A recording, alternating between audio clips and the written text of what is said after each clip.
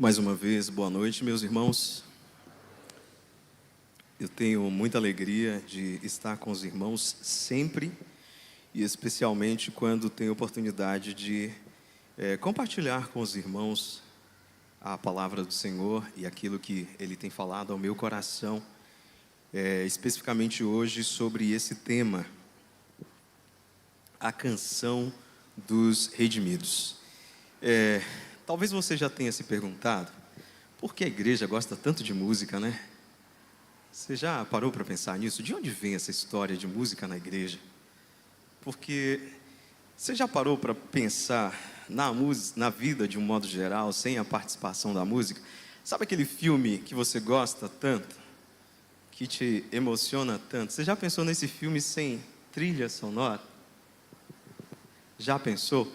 Você um pouquinho mais profundo, sabe aquela cena quando você encontrou o seu amado, a sua amada? Tem sempre aquela música que embalou, né? Tem. Então a música está sempre presente na vida, né, da gente, da humanidade de um modo geral. Eu particularmente não consigo perceber ou pensar na vida sem a participação da música. Na igreja não é diferente. E talvez você esteja aí pensando que essa ideia da música na igreja é uma ideia da pós-modernidade. É nossa, né? Nós que inventamos isso e adicionamos isso à vida da igreja, à liturgia da igreja. Mas eu quero dizer que você está equivocado. Se você ler a Bíblia de Gênesis a Apocalipse, você vai ver que a música está presente. E eu ousaria dizer que a música, ela veio dos céus. Porque em Apocalipse nós podemos perceber o tempo todo menção de uma multidão, a igreja gloriosa reunida diante do Cordeiro, cantando. Então, se você acha que no céu não haverá música, também você está enganado. E olha que maravilha, o que fazemos aqui é apenas um ensaio daquilo que faremos no céu. Então, eu queria pensar com os irmãos hoje sobre a canção, a música. E olhando para esse texto, que eu quero convidar você a ler comigo, um texto muito maravilhoso, assim como toda a palavra de Deus, nós vamos perceber algumas verdades que podemos aplicar na nossa vida a partir desse texto, que, segundo alguns estudiosos, talvez seja o cântico mais antigo da humanidade, o cântico de Moisés. E eu quero convidar, assim como você está, com toda a reverência, nós vamos fazer essa leitura, Êxodo 15, de 1 a 21. Então entoou Moisés e os filhos de Israel este cântico ao Senhor e disseram: Cantai ao Senhor, porque triunfou gloriosamente, lançou no mar o cavalo e o seu cavaleiro. O Senhor é a minha força e o meu cântico, Ele me foi por salvação. Este é o meu Deus, portanto eu o louvarei. Ele é o Deus de meu pai, por isso o exaltarei. O Senhor é homem de guerra, Senhor é o seu nome. Lançou no mar os carros de Faraó e o seu exército, e os seus capitães afogaram-se no mar vermelho. Os vagões os cobriram, desceram às profundezas como pedra. A tua destra, ó Senhor, é gloriosa em poder. A tua destra, ó Senhor, despedaça o inimigo. Na grandeza da tua excelência derribas os que se levantam contra ti. Envias o teu furor, que os consome como restolho. Com o resfogar das tuas narinas, amontoaram-se as águas, e as correntes pararam em montão. Os vagões coalharam-se no coração do mar. O inimigo dizia: perseguirei, alcançarei, repartirei todos os despojos, e a minha alma se fartará deles. Arrancarei a minha espada, e a minha mão os destruirá. Sopraste com o teu vento, e o mar os cobriu. Afundaram-se como chumbo em águas impetuosas. Ó Senhor, quem é como tu entre os deuses? Quem é como tu glorificado em santidade, terrível em feitos gloriosos, que operas maravilhas? Estendeste a destra e a terra os tragou. Com a tua beneficência guiaste o povo que salvaste. com a tua força o levaste à habitação da tua santidade. Os povos o ouviram, eles estremeceram, agonias apoderaram-se dos habitantes da Filístia. Ora, os príncipes de Edom se perturbam, dos poderosos de Moabe se apodera temor, esmorecem todos os habitantes de Canaã. Sobre eles cai espanto e pavor, beleza, pela grandeza do teu braço, emudecem como pedra, até que passe o teu povo, ó Senhor, até que passe o povo que adquiriste. Tu o introduzirás e o plantarás no monte da tua herança, no lugar que aparelhaste. Ó Senhor, para a tua habitação, no santuário, ó Senhor, que as tuas mãos estabeleceram. O Senhor reinará por todo sempre, porque os cavalos de Faraó, com os seus carros e com os seus cavalarianos, entraram no mar, e o Senhor fez tornar sobre ele as águas do mar. Mas os filhos de Israel passaram a pé enxuto pelo meio do mar. 20 e 21 nos diz assim: a profetisa Miriam, irmã de Arão, tomou um tamborim, e todas as mulheres saíram atrás dela com tamborins e com danças. E Miriam lhes respondia: cantai ao Senhor, porque gloriosamente triunfou e precipitou no mar o cavalo e o seu cavaleiro. Obrigado, Senhor, pela tua palavra. A nossa oração, ó Deus, é que pela tua misericórdia o Senhor nos permita mais uma vez compreendê-la e aplicá-la às nossas vidas com a ação do Senhor por meio do teu Espírito que habita em nós. Em nome de Jesus. Amém. Meus irmãos, o livro do Êxodo é o livro que registra a saída do povo de Israel do Egito. É que conta a história da libertação do povo hebreu. E nós sabemos que esse povo era escravo de Faraó.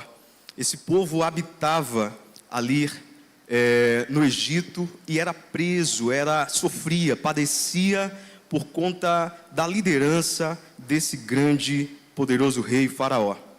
E esse livro do Êxodo conta exatamente essa trajetória, o momento em que Deus levanta um servo para libertar esse povo, para que esse povo pudesse ir à terra prometida e ali pudesse adorar ao Senhor. Nesse livro encontramos também sobre a marcha da redenção, a redenção da nação de Israel, o momento em que o povo celebra essa libertação que Deus realiza, Deus que livra o seu povo do fardo, do jugo, da escravidão. A ideia principal aqui do livro é a redenção pelo sangue. Nós percebemos ao longo da narrativa da história que a última ação para que o povo fosse liberto desse cativeiro é que um cordeiro fosse sacrificado e o sangue fosse passado na porta daqueles que sairiam, que seriam libertos. Nós temos a presença do sangue, ou seja, o povo é salvo pelo sangue, amparado pelo sangue e também tem acesso a Deus pelo sangue.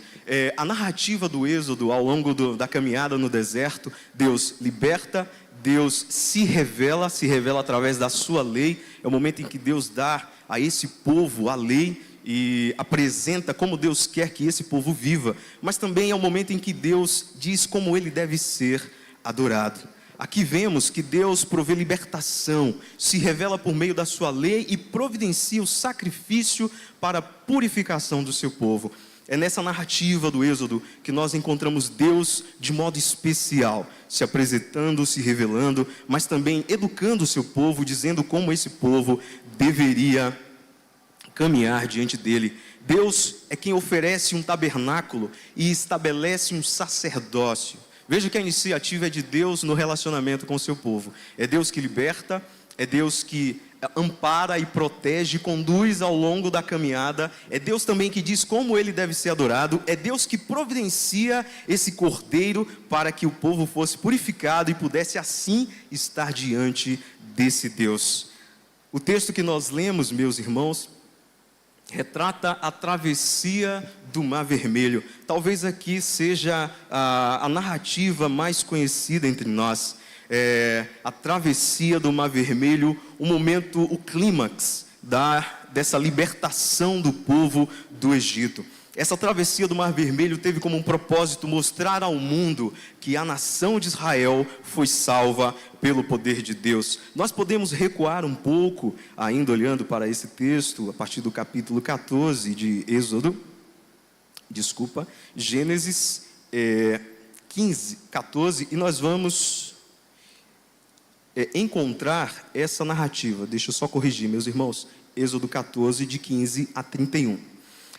O momento em que o texto narra exatamente o acontecimento. Como se deu a libertação do povo e a travessia desse povo pelo mar. O versículo 29 nos diz que os filhos de Israel caminhavam a pé enxuto pelo meio do mar, e as águas lhes eram quais muros à sua direita e à sua esquerda. O texto está falando do grande milagre que Deus operou através da vida de Moisés. Nós sabemos a narrativa. A narrativa diz que assim que o povo saiu do Egito, o faraó com seus exércitos incansavelmente voltou a perseguir o povo. E o povo então caminha em direção ao deserto, porém se depara com o Mar Vermelho. Como poderia então passar daquele mar? E o povo então começa a murmurar. Nós vemos aí que na narrativa do capítulo 14, nós percebemos o povo hebreu reclamando: será que Deus não poderia nos deixar morrer lá no Egito? Será que faltava cemitério? Será que não tínhamos lugares para sermos enterrados? E eles começam a reclamar diante da iminência de Faraó, sim, alcançá-los e naquele momento derrotá-los. Mas nós percebemos pela palavra de Deus que Deus age em prol do seu povo. E assim o versículo 30 do capítulo 4 diz: assim o Senhor livrou Israel naquele dia da mão dos egípcios. E Israel viu os egípcios mortos na praia do mar. E viu Israel o grande poder que o Senhor exercitara contra os egípcios. Versículo 31.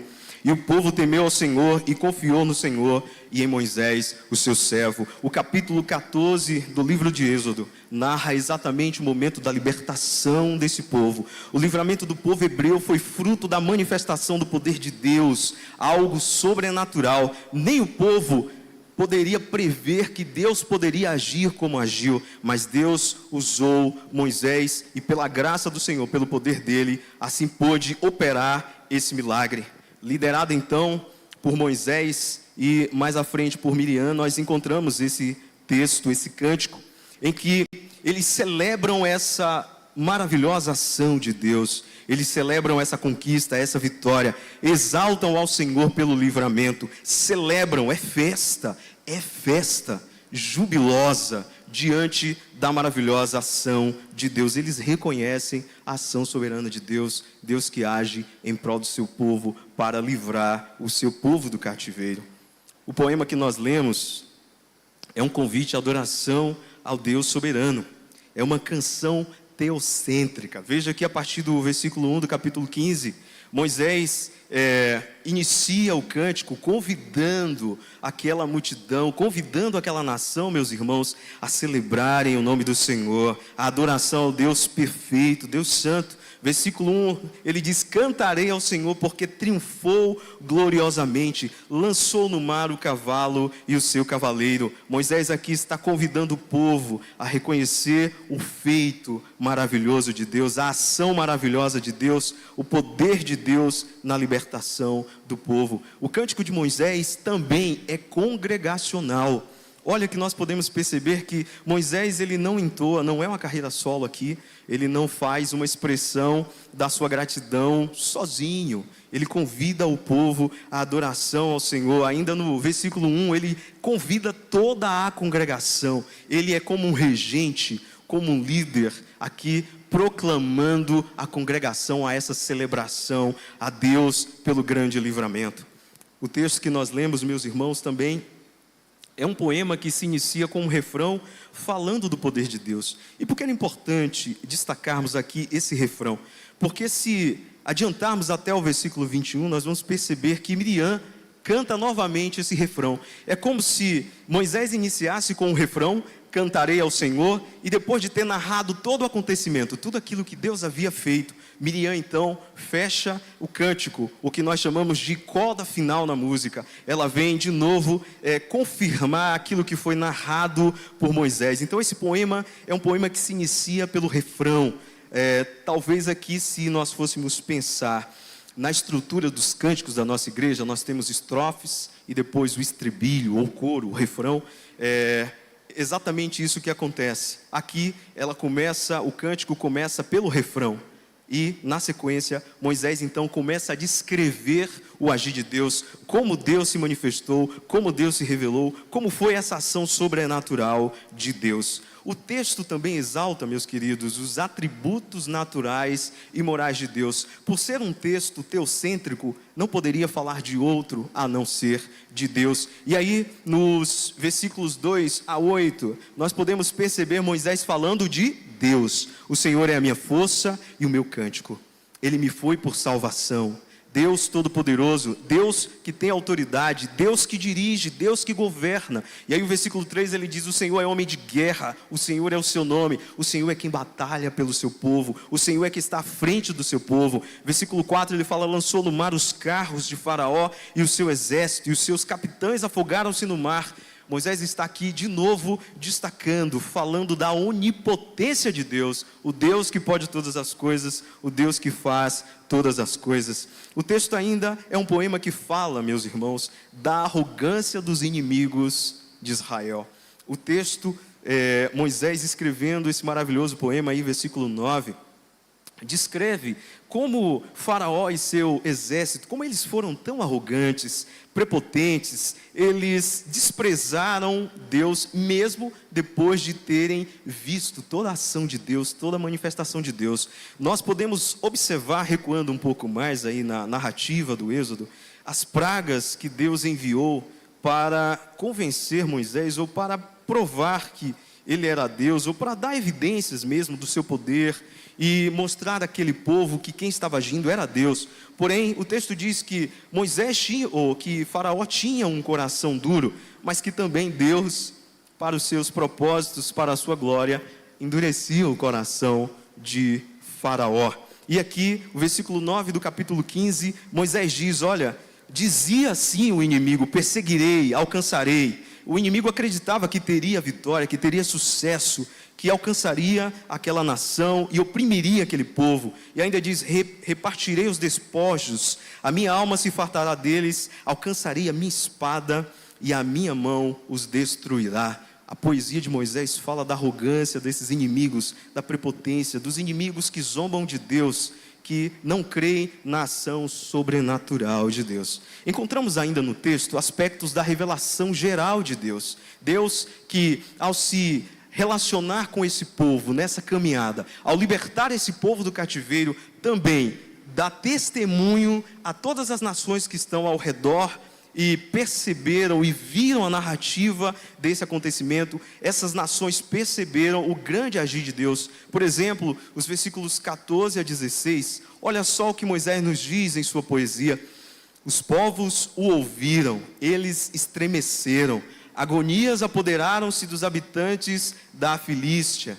Ora, os príncipes de Edom se perturbaram, dos poderosos de Moabe se apodera temor, esmorecem todos os habitantes de Canaã. Esses povos aqui, meus irmãos, eram as nações que estavam ali, próxima à terra de Canaã.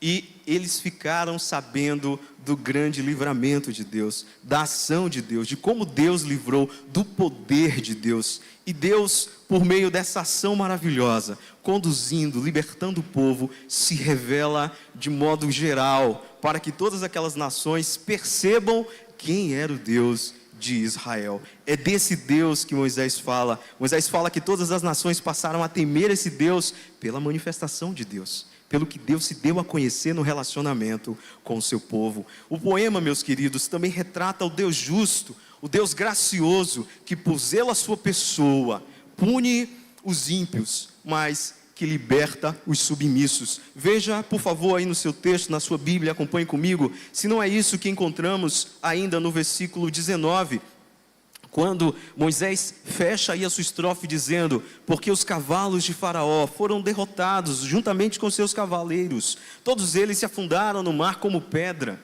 e o Senhor fez tornar sobre ele as águas do mar, mas os filhos de Israel passaram a pé enxuto pelo meio do mar. Veja aqui que o poema destaca que Deus faz isso, não porque Israel era o centro do coração de Deus, não porque Israel era o ponto fraco de Deus não tem nada a ver com isso, porque Deus é zeloso. Deus havia feito uma promessa a Abraão, Deus havia feito uma promessa a Isaac e Jacó, Deus havia feito uma promessa a José, e esse povo é alvo dessa promessa, e Deus é fiel àquilo que promete, e Deus cumpriu, porque Deus é zeloso, Deus é santo, Deus não volta atrás naquilo que promete, e por zelo à sua própria pessoa, Deus então liberta esse povo.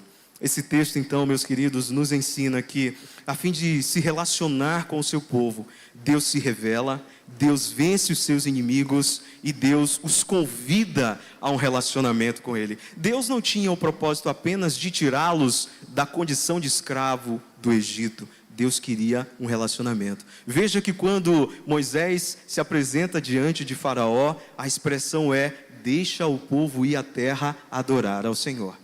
Deus deseja adoração, e Deus liberta esse povo e convida esse povo para um relacionamento com Ele. É Deus quem providencia a libertação, é Deus quem livra dos inimigos, é Deus quem prepara todo o cenário de culto, é Deus quem tem a iniciativa do culto, e é Deus quem oferece todos os elementos, diz como é o padrão dele para que ele seja adorado. Podemos cantar, meus irmãos, diante disso. Podemos cantar essa canção dos redimidos, canção daqueles que eram cativos, estavam presos, mas foram libertos pelo poder de Deus.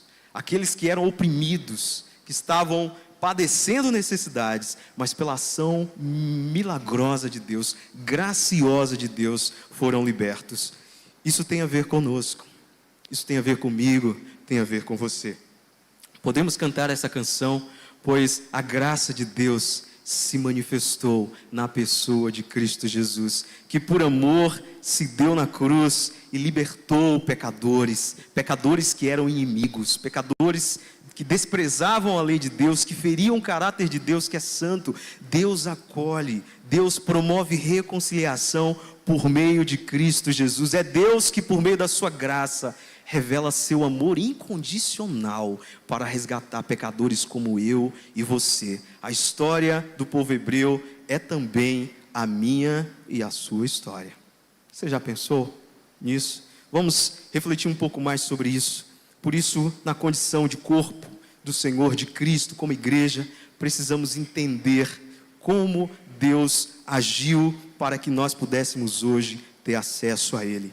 Essa é a canção que eu intitulo como Canção dos Redimidos. E nós podemos cantar esta canção. Você pode cantar esta canção, porque Ele nos livrou do cativeiro. Veja que o povo de Israel era cativo em terra estranha, sobre o domínio feroz de Faraó. Muita opressão, sofrimento, escravos, mas pela ação de Deus, eles foram libertos. Veja que exatamente isso em Êxodo 2, 23, quero convidar você a conferir essa referência comigo, retrata como esse povo vivia e como era penosa essa situação. Êxodo 2, capítulo 2, versículo 23, nos diz a palavra de Deus que, decorrido muitos dias, morreu o rei do Egito.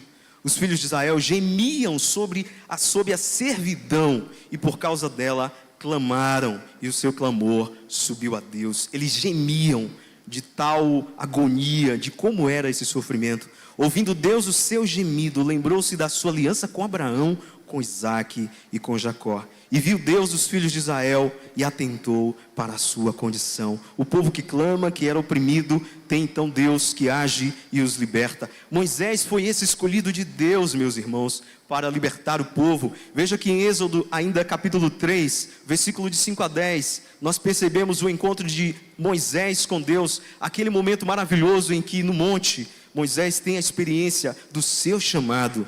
Êxodo 3, podemos conferir essa narrativa, 5 a 10, nos diz assim: Deus continuou: não te chegues para cá, tira as sandálias dos pés, porque o lugar em que estás é terra santa. Disse mais: eu sou o Deus de teu pai, o Deus de Abraão, o Deus de Isaac, o Deus de Jacó. Moisés escondeu o rosto, porque temeu olhar para Deus. E aí o versículo 7 continua narrando sobre essa experiência. Disse ainda o Senhor: certamente vi a aflição do meu povo que está no Egito, e ouvi o seu clamor por causa dos seus exatores. Conheço-lhes o sofrimento.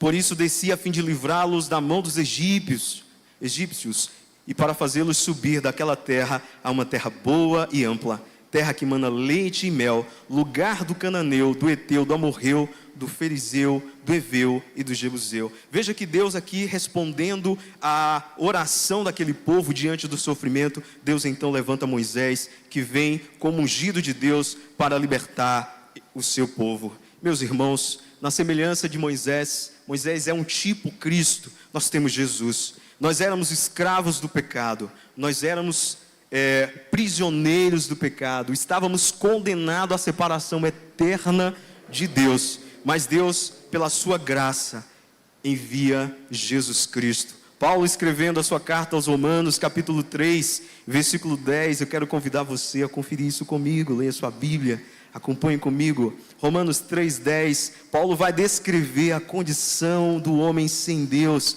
quando ele diz a partir do versículo 10 até o 18, olha, como está escrito, não há um justo, nenhum sequer, não há quem entenda, não há quem busque a Deus. O nosso coração, sem a ação soberana de Deus, detesta o relacionamento com Deus, despreza a Deus que é santo, despreza a lei de Deus, despreza viver esse relacionamento em obediência à palavra de Deus. Paulo ainda diz que todos se extraviaram, a um se fizeram inúteis, não há quem faça o bem, não há nenhum sequer. A nossa natureza é totalmente aversa à vontade de Deus.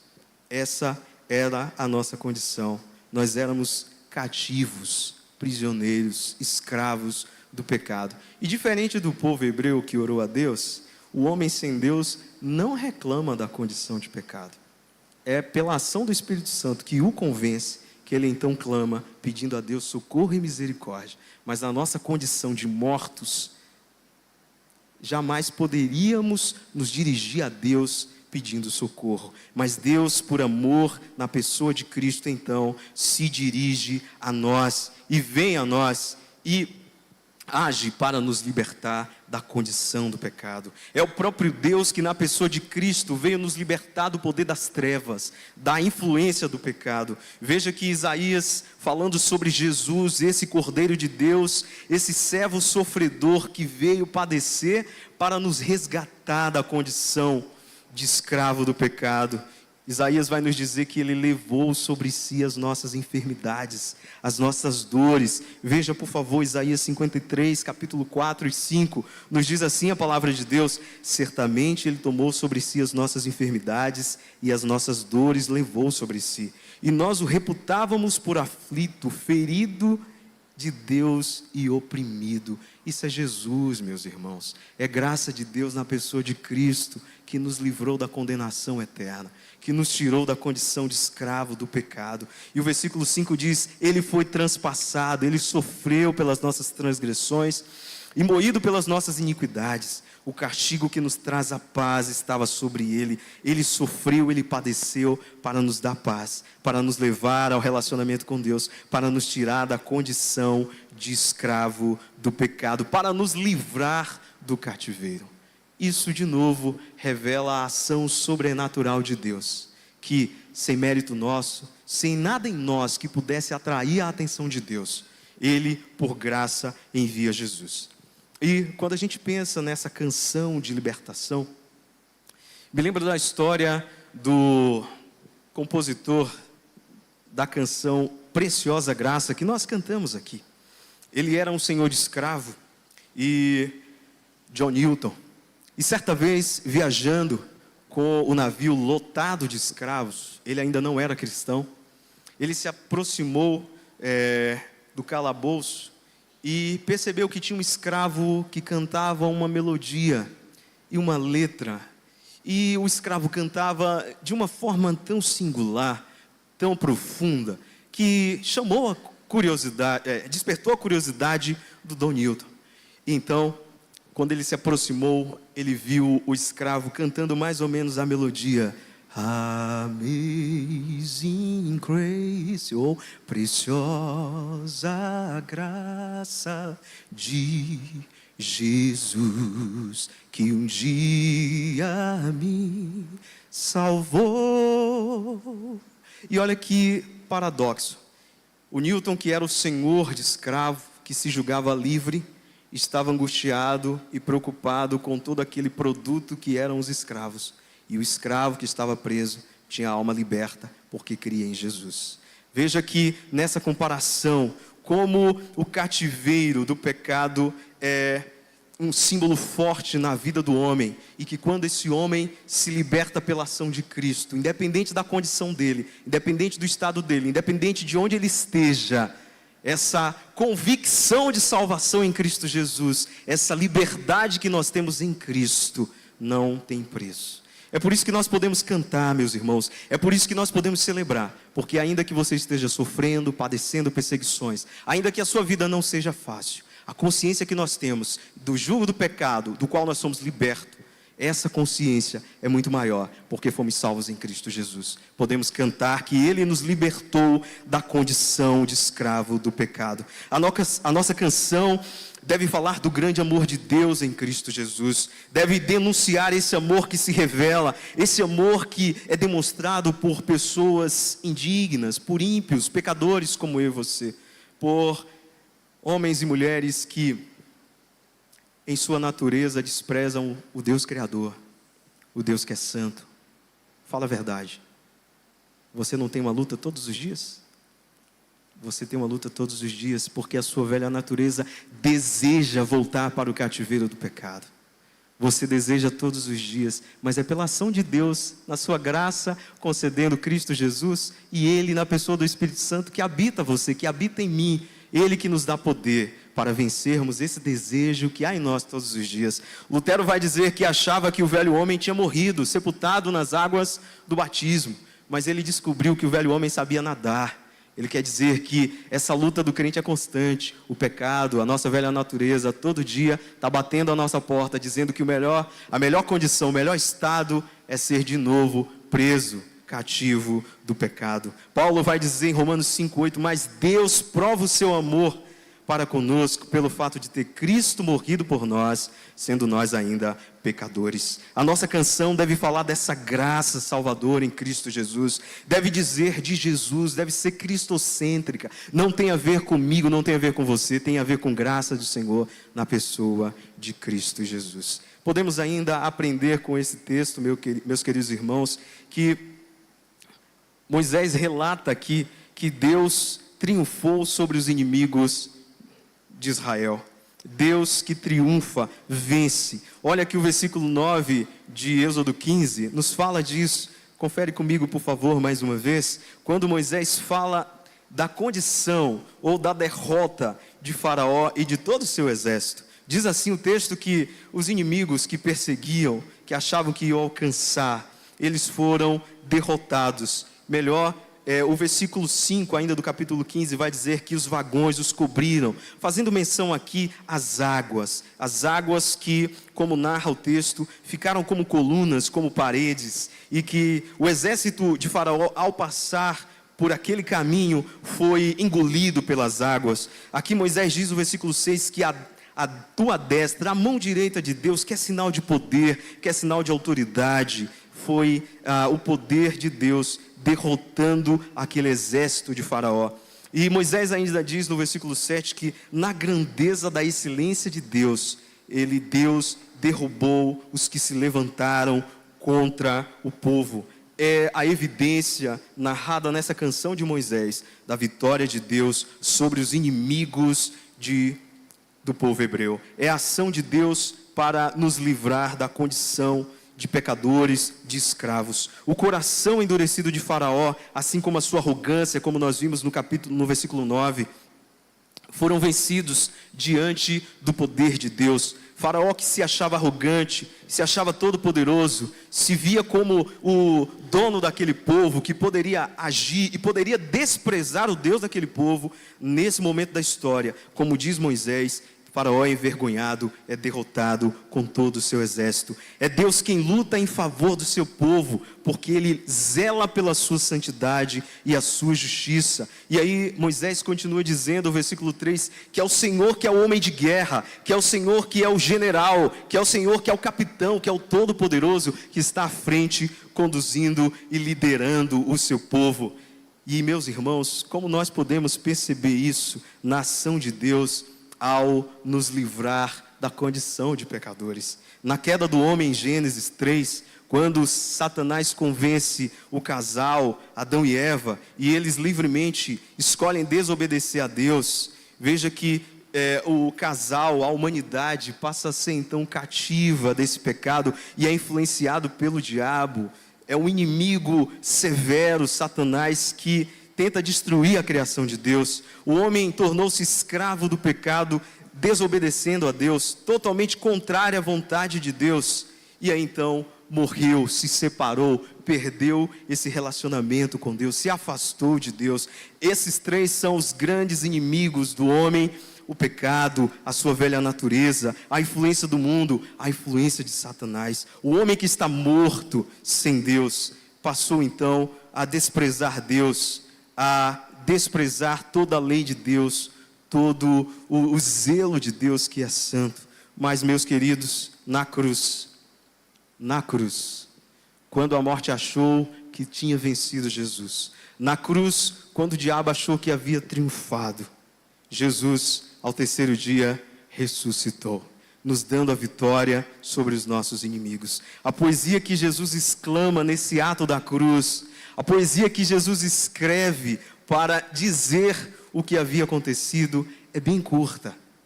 Ele diz: Pai, está consumado. O que Moisés escreve para revelar a ação de Deus, o que Moisés escreve para dizer como Deus agiu em prol do seu povo, para libertar o seu povo, para vencer os inimigos do povo, Jesus aqui denuncia através de apenas uma frase: Pai, está consumado. Pai, está feito, cumpri. Pai, a tua ira foi aplacada. Pai, com meu sangue cumpri para ti aqueles que são teus. É a vitória de Cristo, a vitória de todo aquele que crê em Cristo Jesus como o único e suficiente Salvador. Por isso, meus irmãos, a nossa canção deve expressar a alegria dos salvos em Jesus. E aí me impressiona, porque quantas vezes nós estamos reunidos em nome de Jesus? Quantas vezes nós estamos como corpo de Cristo para celebrar a salvação e não há em nós expressão alguma da alegria e da gratidão que há em nossos corações por sermos alcançados por Cristo? Você já pensou sobre isso? De fato, você tem consciência de que sem Jesus você iria padecer eternamente no inferno? Esse é o principal objetivo, a principal razão para te fazer abrir a boca, para encher o teu coração de gratidão e alegria, quando você estiver com os teus irmãos, celebrando a salvação em Cristo Jesus. Às vezes nós perdemos de vista isso. Às vezes nos contentamos com a rotina, o fato de estarmos de domingo a domingo na igreja, sentarmos no mesmo lugar, seguirmos a mesma liturgia, cantarmos os mesmos cânticos e hinos. Estamos muito mais preocupados com amanhã, que é segunda-feira, com o que nós vamos fazer, com o que ficou para fazer, com o trabalho, e muito menos preocupado ou inteiros, dedicados na nossa expressão de gratidão diante da vitória alcançada por Cristo na cruz. Como está seu coração diante dessa convicção, meu irmão? Não se reúna para adorar o Senhor desprezando quem Ele é. Não se esqueça do grande sacrifício de Cristo. Nós podemos cantar, podemos expressar essa canção com o nosso coração, porque nós fomos libertos por Cristo Jesus. Talvez você não consiga entender isso. A condição de escravo que você estava aqui, que nós estávamos, e que hoje, pela graça de Cristo Jesus, nós temos livre acesso a Deus Pai. A nossa canção deve celebrar a nossa comunhão com o corpo de Cristo. E aí, meus irmãos, não tem a ver com a música, não tem a ver se você é afinado ou desafinado, se você sabe cantar no tom, se você não sabe, se você sabe bater palma no ritmo, se você não sabe, não tem a ver. Tem a ver com o prazer de pertencer ao corpo de Cristo. O fato de você estar sentado ao lado do seu irmão, aquele pelo qual Cristo também morreu, e somando a sua voz com a voz dele em adoração ao Deus Supremo, isso deve arrancar da sua boca uma expressão de gratidão. Isso deve aquecer o seu coração na hora de adorar o Senhor. Não feche a sua boca, não se cale, porque você está diante do Supremo Deus, do Deus bendito. Certa vez, eu estava fazendo uma sondagem para os possíveis componentes do coral. E então, uma irmã me procurou e disse assim: irmão Rogério, quero cantar no coral também. Eu falei: e a irmã já cantou alguma vez no coral? A senhora tem alguma experiência? E ela disse: eu canto todo dia para adorar o meu Senhor. Eu falei: não preciso fazer teste nenhum, porque ela já entendeu qual é a razão da expressão, do canto, da música, da sua gratidão em forma de arte na igreja. Tem a ver com isso, meus irmãos. E é muito triste, às vezes, encontrarmos igrejas em que um grupo, na hora de cantar, porque não é minha música preferida, eu vou ficar sentado. Não é meu hino preferido, eu vou ficar calado. Eu não gosto desse tipo de música. É muito pouco pensarmos assim. É muito pouco. Você tem que celebrar porque você era perdido e foi achado. Você estava destinado ao inferno e foi resgatado por Jesus. Essa deve ser a motivação. Esqueça essas trivialidades, essas questões tolas nossas. Somos nós que complicamos. O evangelho é simples. Celebre ao Senhor. Cante e celebre a comunhão que você tem. Você foi resgatado, você foi selado pelo Espírito Santo de Deus, você faz parte da nação celestial, e um dia você estará diante do Todo-Poderoso, cantando, celebrando a salvação que você recebeu dele, pela graça dele. Por que você não começa aqui agora? Por que você não aproveita a oportunidade de estar ao lado do teu irmão e somar, e cantar, e exaltar ao Senhor? Amém, meus irmãos? Amém, meus irmãos? Amém. Podemos cantar ao Senhor, porque temos comunhão com Deus. Veja que em Êxodo, o principal objetivo da libertação era a comunhão com Deus. Veja que Deus convida, liberta o povo, destrói os inimigos e conduz o povo à terra, para que ali Deus pudesse ser adorado. Nós sabemos que ao longo da caminhada, assim como nós somos, a desobediência, rebeldia contra Deus, o pecado no meio do povo, e Deus foi tratando esse povo, foi conduzindo esse povo, foi ensinando esse povo. É tanto que uma geração teve que rodar diante do deserto antes de entrar na terra. Por quê? Por causa da desobediência. Mas Deus queria ensinar aquele povo como ele deveria ser adorado. Deus deseja relacionamento, meu irmão. E aí o versículo 17 do capítulo 15, veja o que Moisés nos fala sobre isso. Tu o introduzirás e o plantarás no monte da tua herança, no lugar que aparelhaste, ó Senhor, para a tua habitação. Moisés está falando aqui do propósito de Deus em libertar o povo para um relacionamento com Ele. Deus que se faz presente naquele momento da história por meio do tabernáculo. Aquele tabernáculo simbolizava a presença de Deus. Deus que se revela de modo em que aquela nação, aquele povo pudesse se relacionar com Ele. Deus deseja relacionamento. O povo que foi liberto por Deus, foi liberto para habitar numa terra onde a presença de Deus se faria presente, onde seria possível se relacionar com esse Deus, não mais viver distante. E veja que relacionar-se com Deus é bem diferente de ser cativo do pecado. O jugo do Senhor é leve, é suave. É um Deus, é um Senhor que ama, é um Senhor que nos corrige porque é zeloso, é o Senhor que nos ampara, é o Senhor que quer o nosso bem, é o Senhor que aponta a direção, é o Senhor que cuida de nós, mesmo quando nós não entendemos. É esse Deus zeloso que nos ensina. Assim Deus foi com aquele povo. O Deus eterno é Senhor absoluto, e para restaurar a comunhão com o seu povo, age de maneira gloriosa. Ou você não acha fantástico, fabuloso, maravilhoso? O homem Jesus, pendurado na cruz, foi tido como indigno, penou, morreu, mas ao terceiro dia ressuscitou e foi visto por mais de 500 pessoas. Se você não vê isso como ação soberana de Deus, talvez algo precisa acontecer na tua vida para você enxergar que Deus age para resgatar o seu povo de modo glorioso, de modo maravilhoso. É em Cristo Jesus, meus irmãos, que Deus revela esse amor em resgate por esse povo. Veja que o profeta Isaías, ainda no capítulo 53, nos fala sobre esse resgate de Deus, sobre essa intenção de Deus. Isaías 53, versículos de 10 a 12, nós encontramos o profeta dizendo: todavia o Senhor agradou moê-lo, fazendo-o enfermar, sofrer, quando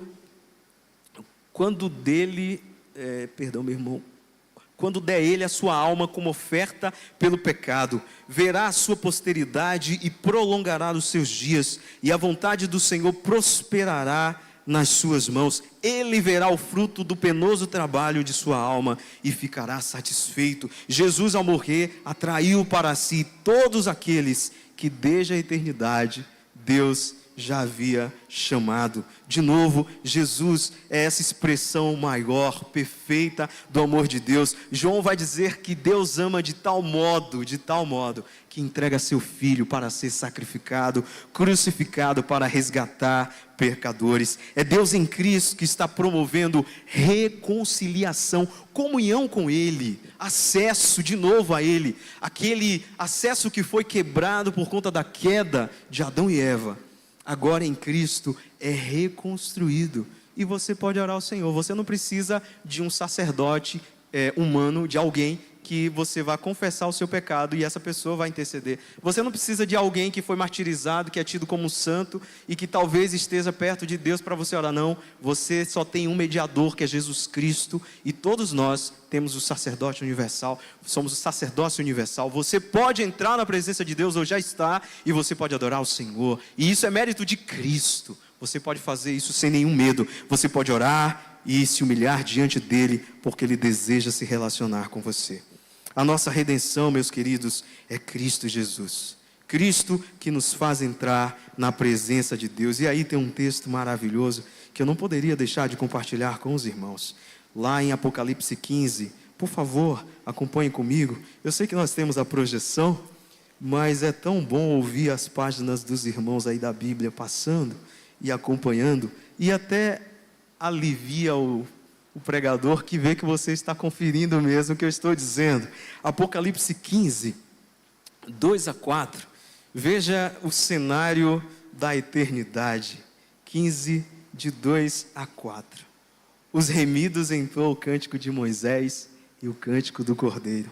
Diz assim: vi como que um mar de vidro mesclado de fogo, e os vencedores da besta, da sua imagem e do número do seu nome, que se achavam em pé no mar de vidro, tendo harpas de Deus, entoavam o cântico de Moisés, servo de Deus, e o cântico do Cordeiro, dizendo: olha só, grandes e admiráveis são as tuas obras, Senhor Deus, Todo-Poderoso, justos e verdadeiros são os teus caminhos, ó Rei das nações.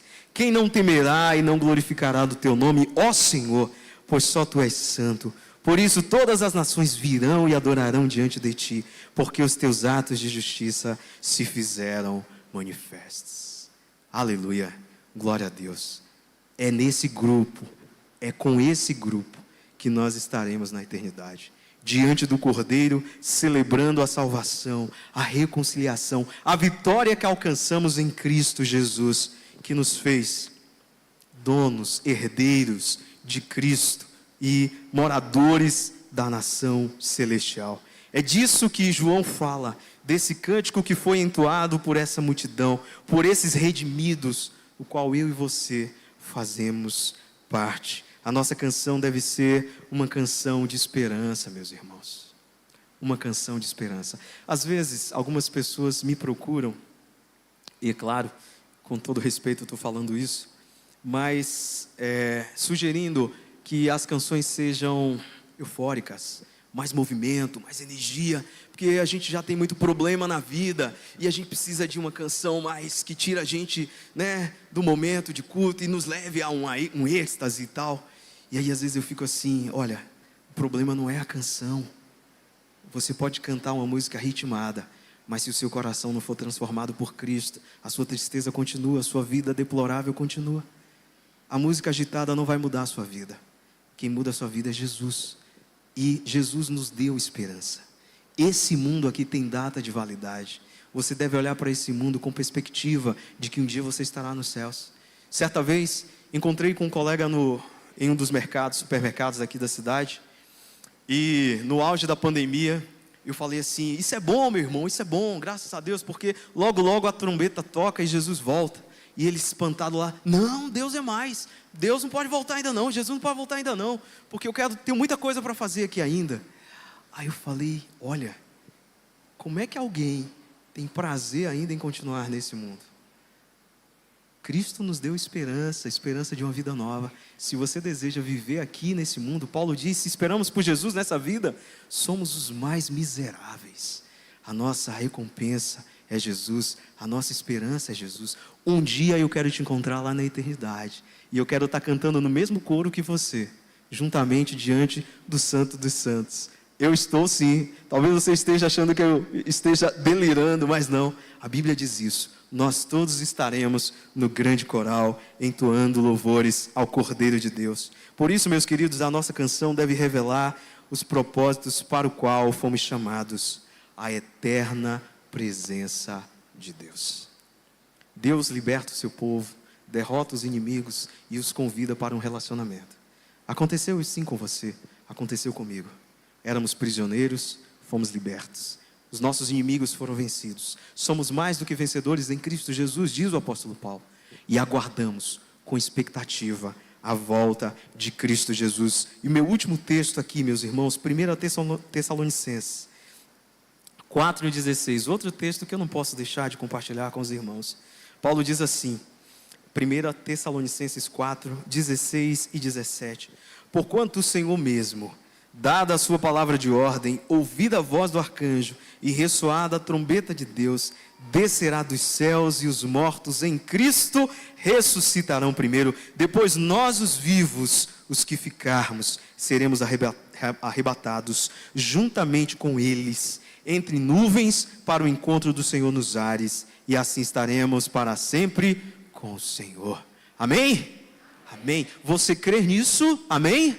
Amém. Essa é a nossa esperança. É por isso que cantamos. E quando cantamos, estamos apenas ensaiando, porque em breve Ele virá. Cantemos um poema que exalte ao Senhor, que exalte essa manifestação tríplice de Deus, Deus Pai, Deus Filho, Deus Espírito Santo, Deus que ama, Deus que na pessoa de Cristo se entrega, se sacrifica, Deus que na pessoa do Espírito Santo habita em nós, nos cela, nos convence, nos regenera, nos transforma cada vez mais à imagem de Cristo. Cantemos sobre isso, sobre o amor, sobre a graça, sobre o perdão de Cristo Jesus, de Deus, o amor que se revela em Cristo, reconciliação. Cantemos ao Senhor por não há mais condenação. Ele nos fez vencedores em Cristo e nos levará à sua eterna presença. Por isso, toda vez que você for adorar ao Senhor por meio da música, lembre-se, não tem a ver com a música. Não tem nada a ver com a música. Você já pensou que a Bíblia não teve a preocupação de registrar o compasso, nem a tonalidade do cântico de Moisés, muito menos o estilo, o gênero, como deveria ser cantado, se rápido, se triste, se alegre, se um tom alto, se um tom baixo. Não tem a ver com a música. A música de Moisés serviu de testemunho, revelando a ação e a glória de Deus. Por isso, toda vez que você for cantar, não pense na música, mas sim com a sua gratidão. Expresse louvores a Deus por tão grande salvação na pessoa de Cristo Jesus. E nós queremos convidar você a fazer isso agora. Você pode se colocar de pé e adore ao Senhor por meio desse cântico, porque Ele não está interessado unicamente na nossa música. A música é apenas uma ferramenta. Ele quer a sua expressão de gratidão, a sua adoração, com sinceridade, porque éramos prisioneiros e fomos libertos. Estávamos perdidos e Ele nos encontrou, pela sua graça, pelo seu amor. Por isso, adore com todo o seu ser, pois Ele é a essência da nossa adoração. Vamos cantar.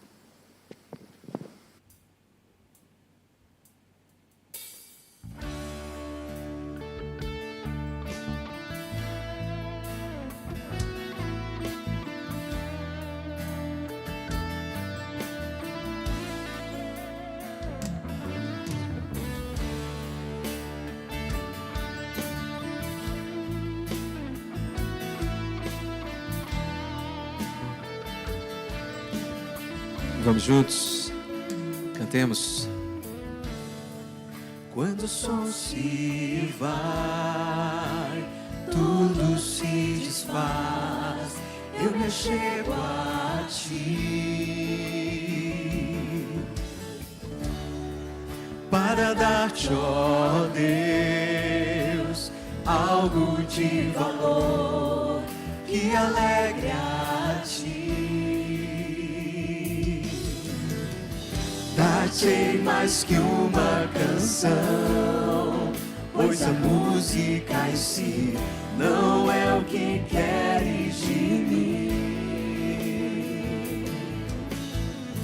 Tu sondas meu interior, sabes tudo que sou e queres meu coração. Então adore ao Senhor com o seu coração, o exalte. Quero adorar-te com minha alma, és o meu Salvador, a essência do meu louvor. Perdão, Senhor, é o que mais quero, és o meu Redentor, a essência do meu louvor. Nós vamos cantar mais uma vez, e você vai ter a oportunidade de declarar ao Senhor isso, de expressar sua gratidão, de demonstrar felicidade, prazer em pertencer ao Senhor. Vamos cantar. Quando o sol se vai, tudo se desfaz, eu me achego a ti, para dar-te, ó Deus, algo de valor que alegre a ti. Dar-te mais que uma canção, pois a música em si não é o que queres de mim. Tu sondas meu interior, sabes tudo que sou e queres meu coração. Quero adorar-te com minha alma, és o meu Salvador, a essência do meu louvor. Perdão, Senhor, é o que mais quero, és o meu Redentor, a essência do meu louvor.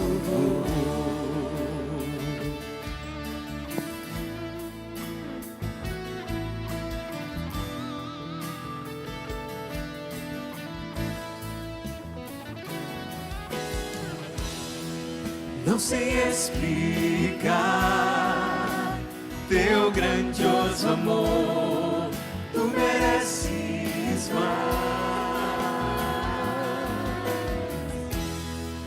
Pobre e fraco sou, mas o que tenho é teu, minha vida dou.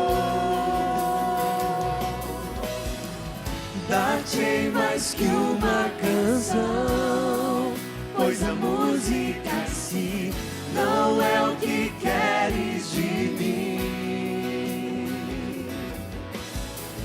Tu sondas meu interior, sabes tudo que sou e queres meu coração. Queremos ouvir só os irmãos agora.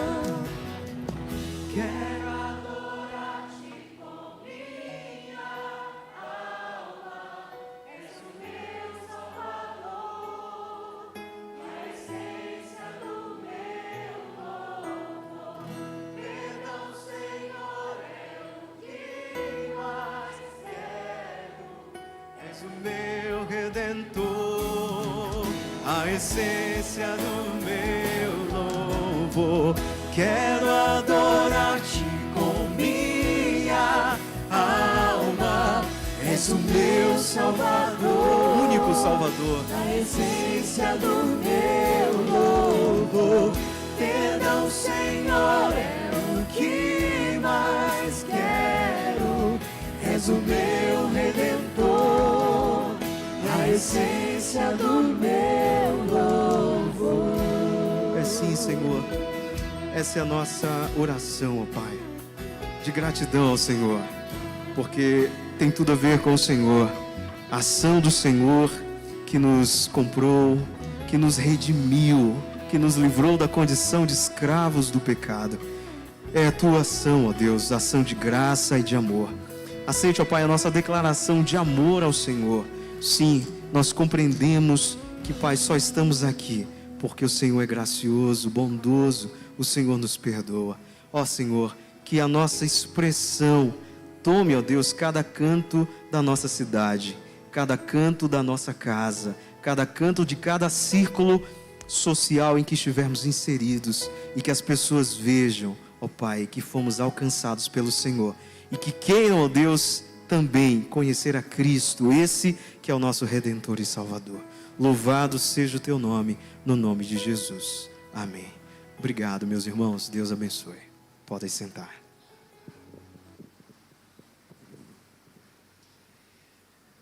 Nós fomos desafiados, meus irmãos, a apresentarmos diante do Senhor mais do que uma canção, porque não é a música em si que Ele espera de nós, mas o nosso coração, a nossa vida. Deus abençoe o nosso pastor Rogério, e vamos iniciar a semana com esse desafio de oferecermos ao Senhor o nosso coração, a nossa alma, a nossa vida.